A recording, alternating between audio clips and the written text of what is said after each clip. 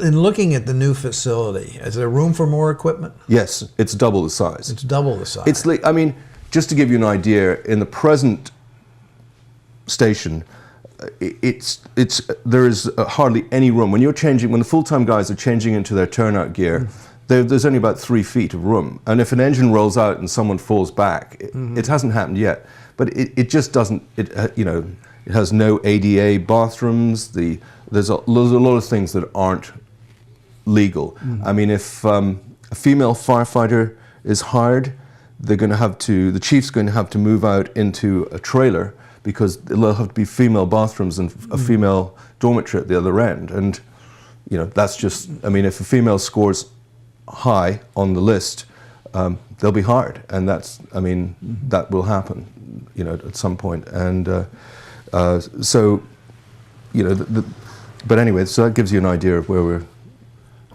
What are some of the other issues with the existing station?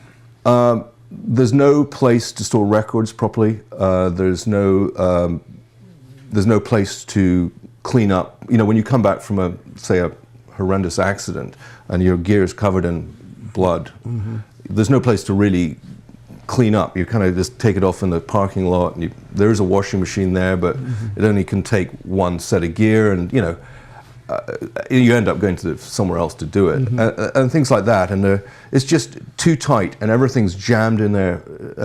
There's no training facilities there. We end up going to 4FG when we can, and it's just outgrown. It's useless. I think the kitchen, I think I read in the Mitchell report, is illegal.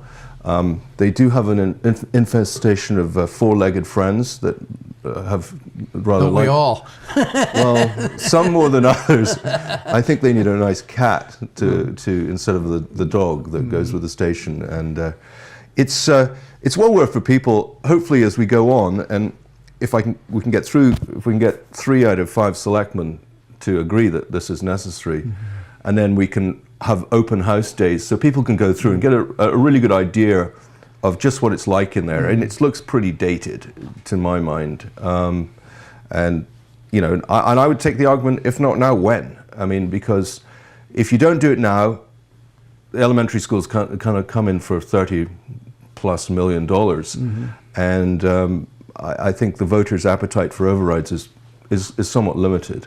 Well, the school's going to come in at this town meeting. Yeah. So we'll be up there with them. So that's right. it'll. I don't know. I have no idea what the outcome is. So we'll see. What is your interest in this? I know you have a special interest. I mean, you're a call fireman, right? I'm a call firefighter. I'm president of the Firemen's Association. I've been an ambulance driver the last 10 years, and to me, it's public service. It's like it's giving back to your community, and. Selfishly, I quite like the fire department because it's all action. You go there, it's immediate, you put it out, you rescue someone. But I mean, I meant as a user of the facility. What's my interest? I mean, your interest is that you're a user. I'm a user, and you're a user of the facility. Yeah, I mean, you know, when I go there, I change in the hall. I don't have a peg. There's no room for me to have my gear hanging there, so I carry it in my truck. So I have to run in, dump my gear in the hallway, get changed, wait for whatever engine or ambulance or ladder truck I'm going in, and then I go out and jump in that.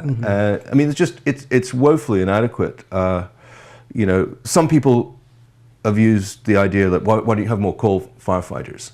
Well, the rules have changed. There's now really strict training about what a call firefighter has to be able to do. It's $5,000 to $6,000 just to kit them out. Then they have to be trained, and then it's happened in the past. You make a commitment to someone, then they don't show up. So how many call firefighters are there?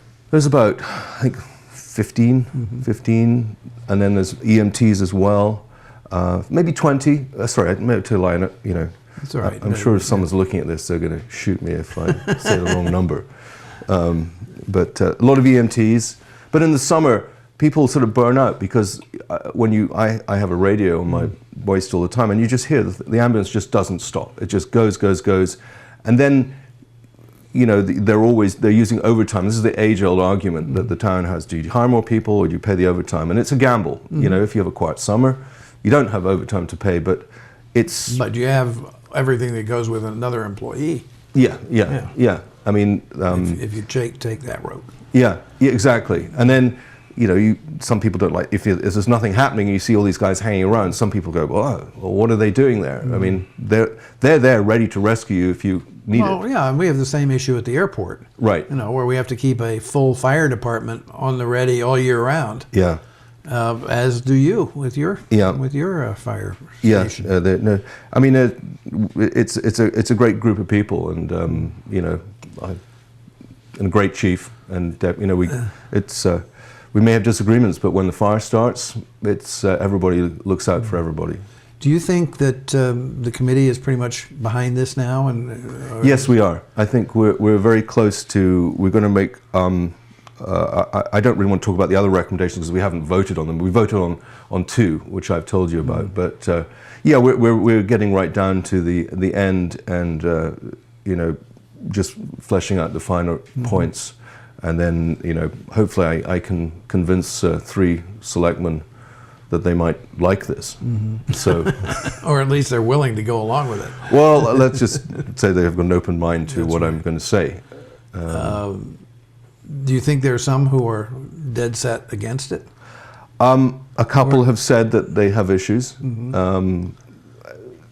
That's fair enough. I mean, I just ask anyone to just be receptive to what we've spent 11 months talking about. When is the public participation in the process going to start? I mean, it's actually, these are all open meetings. So no, I understand that, but I mean, in terms of information sessions, getting people to today. This is it. This is, as I say, I got the short straw for some reason. I wouldn't look at it that way. Well, yeah, I'm I don't look at it that way. No, it's and let me. It's an honor to be here talking to you, but it's a controversial subject. So some people feel last time it went down in flames, and if it happens again, it also happened at the airport terminal, if you remember. Yeah.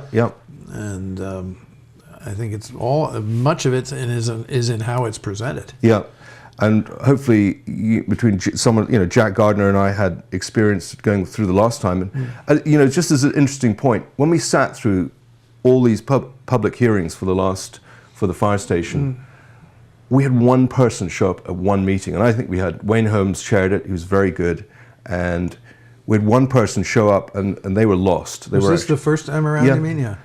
And one person, and they come to the wrong room. So we said, actually, no, do you want to hear it? And they said, oh, no, I've come to do something else, pay a parking fine or something. And that was it. No one showed up. We're looking for Mr. Gardner. Well, yeah. He said it was the wrong day.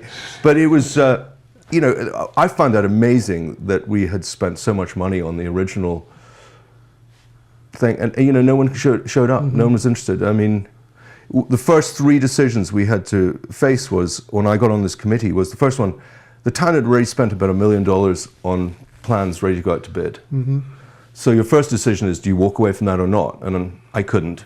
And the second thing was, you had a moment in the economy where you could get some competitive bidding, and then we also had the sheriff's money that was going to come our way, which was a savings. And so, it was really hold your nose and vote for it. I mean, but I looked at this building and I thought, we do better than this. The flip side of it is that interest rates right now are very low. Yes. And presumably will be through this process, and that makes it more attractive to do it now.